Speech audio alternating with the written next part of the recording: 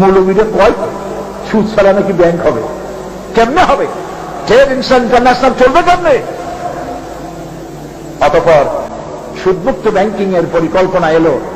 পরিকল্পনা দিলেন সেই মজলুম মুসলিহ, যাকে এক শ্রেণীর তথাকথিত পীর এবং আলেমরা যাতে গোমরাহ বলেন, হাবিজাবি বলে গালি দেন। বিংশ শতকের শ্রেষ্ঠ মুজাদ্দিদ আল্লামা সৈয়দ আবুল আলা মওদুদী রহমতুল্লাহ আলাইহি, আল্লাহ জান্নাতুল ফেরদাউস নসিব করেন, জোরে বলেন আমিন। এই পৃথিবীতে সর্বপ্রথম এই শতকে সুদমুক্ত ব্যাংকিং এর পরিকল্পনা তিনি দিলেন। আর সেটার উপর ভিত্তি করে আজ সারা পৃথিবীতে অসংখ্য ইসলামী ব্যাংক আর বিমার রাস্তা খুলে গিয়েছে। আলহামদুলিল্লাহ বলেন।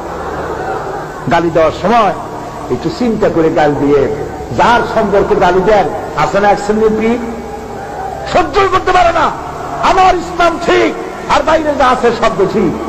আপনি কি ঘির ব্যবসা পাইছেন নাকি, যে আমার দোকানে খাঁটি ঘি পাওয়া যায় আর কোন দোকানে খাঁটি ঘি পাওয়া যায় না? ইসলাম নিয়ে এরকম মনে বলে বিজনেস করার কোন সুযোগ নাই। কার সমালোচনা করছেন? জীবনে কি করেছেন, কি অবদান? ইসলামের জন্য একদিন জেল খেটেছেন, জরিমানা দিয়েছেন, মার খেয়েছেন। যার সমালোচনা করছেন তিনি তো ফাঁসির মঞ্চে চড়েছেন। তার লেখা বইগুলি 40টি ভাষায় ছাপা হয়ে পৃথিবীর সর্বত্র ছড়িয়ে যাচ্ছে। আলহামদুলিল্লাহ বলে।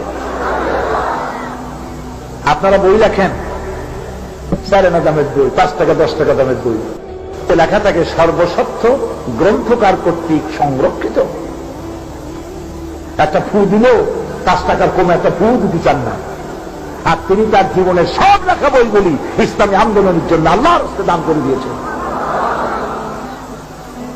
সৌদি আওয়াজ বাদশাহ ফয়সাল অ্যাওয়ার্ড পেয়েছিলেন। 12 লক্ষ পাকিস্তানি মুফতি, ওনার কাছে যখন খবর এলো ইসলামে বিরাট অবদান রাখার জন্য এই আওয়াজ এসেছে, হাত দিয়ে সেটটা ধরেনও নাই। বললেন ওতে যত টাকা আছে ব্যাংকে জমা করো, আল্লাহর রাস্তায় ইসলামী আন্দোলনের জন্য দান করে দাও। কার সমালোচনা করেন? আপনি বললে আপনার জানাজা কয়জনে পড়বে? আমি তখন লন্ডনে ছিলাম। বিরক্ত হচ্ছেন না তো? লন্ডনে খুররাম মুরাদ সাহেব রহমতুল্লাহ আলাইহি, পাকিস্তান জামাত ইসলামের নায়েবে আমির, তিনি আমাকে টেলিফোন করলেন, মাওলানা সৈয়দ আবুল আলা মওদুদী রহমতুল্লাহ আলাইহি ইন্তেকাল করেছেন। কাঁদাকাটি করলাম। পরের দিন আমার ফ্লাইট ছিল জেদ্দায়। হিথ্রো এয়ারপোর্টে এসে দেখি অসংখ্য মানুষ, মাথায় টুপি। এত টুপিওয়ালা মানুষ তো হিথ্রো এয়ারপোর্টে থাকার কথা না।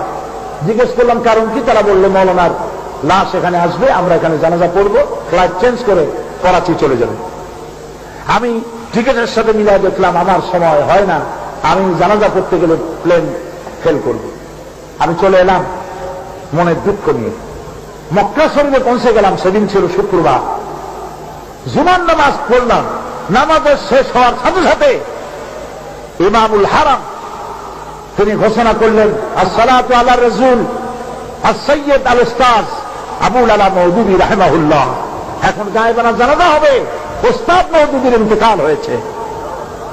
কাবা শরীফে আমি শরীক হলাম, লক্ষ লক্ষ মানুষ কাবা সামনে নিয়ে তার জানাজা পড়লেন। কাজেই সমালোচনা করতে গেলে একটুখানি জিহ্বা সংযত করবেন। তিনি আওলাদ রাসূলও ছিলেন। কাজেই সমালোচনা করতে গিয়ে পাইকারি দরে মুরিদ বাড়াবার জন্য, নিজের পকেটে বেশি টাকা আনার জন্য আওলাদ রাসূলের সঙ্গে বেয়াদবি করবেন না।